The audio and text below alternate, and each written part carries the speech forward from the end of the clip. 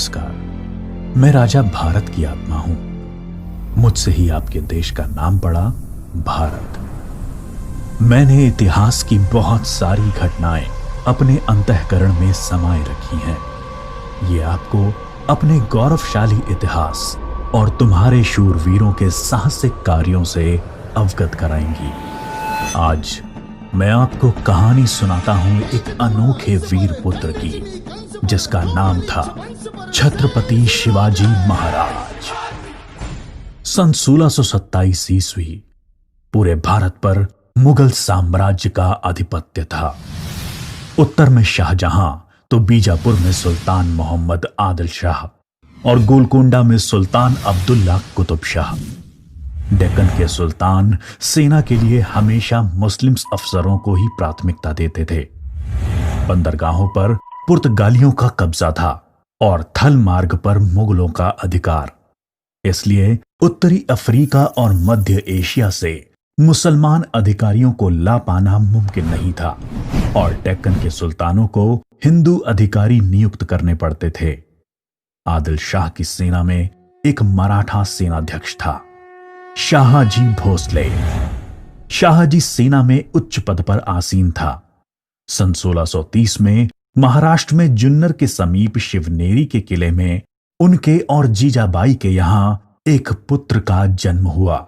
स्थानीय देवी शिवाय के नाम पर पुत्र का नामकरण हुआ, जो आगे चलकर छत्रपति शिवाजी महाराज के नाम से विश्व विख्यात हुए। शिवाजी के पिता काफी समय घर से दूर रहे थे, इसलिए बचपन में उनकी देखरेख माता जीजाबाई और गुरु दादोजी कोंडेव ने की। दादोजी ने उन्हें युद्ध कौशल और नीति शास्त्र सिखाया, तो जीजा माता ने हिंदू धार्मिक कथाएं। जब दादोजी का सन 1647 में निधन हुआ, तब उनका यह मानना था कि शिवाजी अपने पिता की ही तरह आदिल शाह की सेना में उच्च पद पर आसीन होंगे, लेकिन विधि को कुछ और ही मंजूर था। सन 1646 के समय भारत में किसी हिंदू शासक का अपना स्वतंत्र राज्य स्थापित कर पाने के लिए इन तीन परिस्थितियों का पूरा होना जरूरी था। एक, कि वो शक्तिशाली साम्राज्यों के केंद्र से दूर हों, जमीन खेती के लिए अनुपयोगी हो और जंगलों से घिरा हुआ हो, ताकि छापामार युद्ध या गुरिल्ला वॉरफेयर करा जा सके। ये परिस्थितियां 1646 में शिवाजी के लिए अनुकूल बनी, जब उन्होंने स्थानीय किसानों मावली के समर्थन से अपनी सेना का निर्माण किया। शिवाजी को भली भांति याद था कि किसी भी साम्राज्य को स्थापित करने के लिए किलों की क्या महत्व है, इसलिए सिर्फ 15 साल की उम्र में ही उन्होंने आदिल शाही अधिकारियों को रिश्वत देकर तोड़ना, चाकन एवं कोंडना किलों को अपने अधिकार में कर लिया। इसके बाद उन्होंने आबाजी सोमदेव की मदद से थाना, कल्याण और भिवंडी के किलों को मुल्ला अहमद से छीनकर अपने अधिकार में कर लिया। इन घटनाओं से आदिल शाही साम्राज्य में हड़कंप मच गया। शिवाजी को रोकने के लिए उनके पिता को गिरफ्तार कर लिया गया। इसलिए शिवाजी ने अगले 7 बरस तक आदिल शाह पर सीधा आक्रमण नहीं किया। शिवाजी ने यह समय अपनी सेना को बढ़ाने और प्रभावशाली देशमुखों को अपनी ओर करने में लगाया। धीरे धीरे उन्होंने एक विशाल सेना खड़ी कर ली, जिसके घुड़सवार नेताजी पलकर ने संभाल रखी थी और पैदल सेना यशाजी कनक ने। अब तक शिवाजी के पास 40 किले भी आ चुके थे। शिवाजी के बढ़ते प्रभाव को रोकने के लिए सन 1659 में बीजापुर की बड़ी साहिबा ने अफजल खान को 10,000 सिपाहियों के साथ शिवाजी पर आक्रमण करने का हुक्म दिया। अफजल खान अपनी क्रूरता और ताकत के लिए जाना जाता था।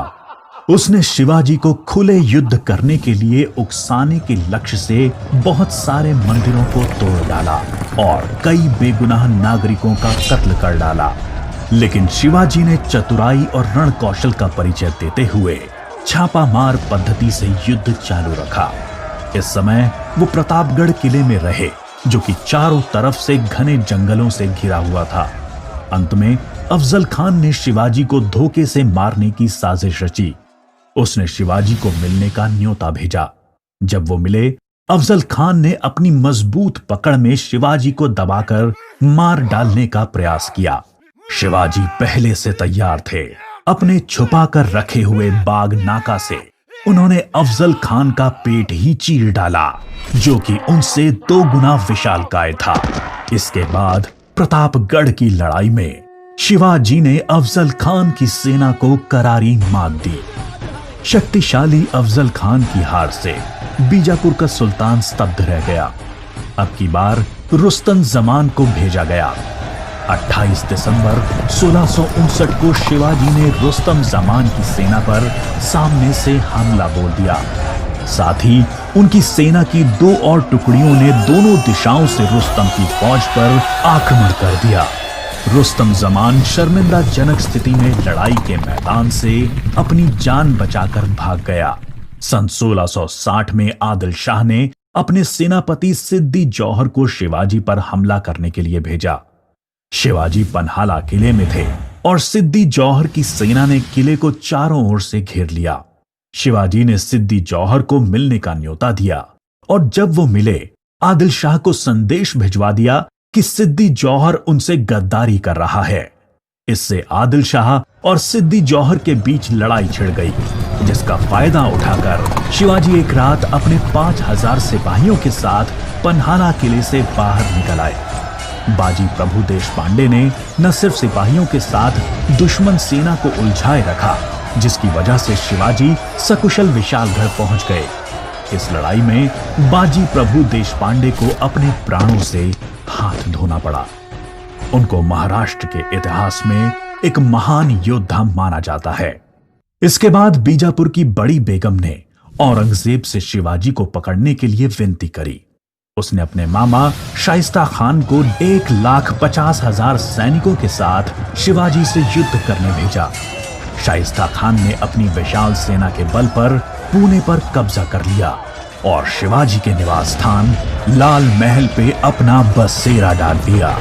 शिवाजी ने चालाकी से अपने 400 सिपाहियों के साथ शादी के बारातियों के वेश में पुणे में प्रवेश कर लिया। रात के समय उन्होंने सीधे शाइस्ता खान के ऊपर खतरनाक हमला बोला। खान ने खाकी से कूदकर अपनी जान बचा ली, पर शिवाजी की तलवार की वार से अपनी 3 उंगलियां गंवा बैठा।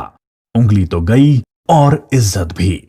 फिर शिवाजी ने सन 1664 में मुगल व्यवसायी केंद्र सूरत पर आक्रमण करके उसको तहस नहस कर डाला। औरंगजेब आग बबूला होकर 60 वर्षीय राजपूत सेना नायक मिर्जा राजा जय सिंह को अपने 1.5 लाख सैनिकों के साथ शिवाजी से लड़ने के लिए भेजा। इस युद्ध में शिवाजी की हार हुई और उन्हें अपने 23 किले और 4 लाख की मुद्रा हर्जाने के रूप में देनी पड़ी। उन्हें अपने 9 वर्ष के पुत्र संभाजी के साथ आगरा जाना पड़ा।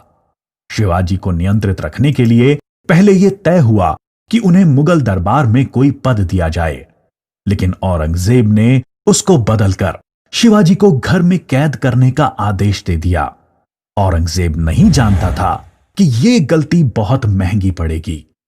शिवाजी ने बीमारी का बहाना बनाया और अपने स्वास्थ्य को ठीक करने के आशीर्वाद के लिए साधु संतों और फकीरों को रोजाना मिठाई और उपहार भेजने की इच्छा जताई।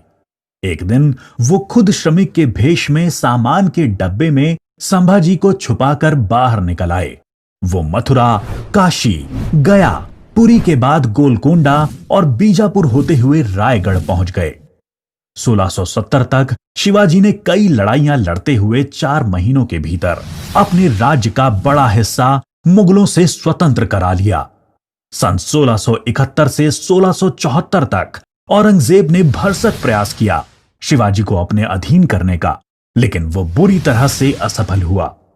उसने अपने उत्तम योद्धाओं जैसे दाऊद खान और मोहब्बत खान को शिवाजी से लड़ने भेजा, लेकिन सबको मुंह की खानी पड़ी।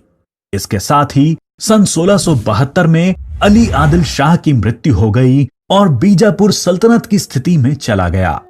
आखिर वो दिन आया जब गगा भट्ट ने 6 जून 1664 को पूरे उत्सवनुमा वातावरण में हिंदू परंपराओं के साथ शिवाजी का राज्याभिषेक किया।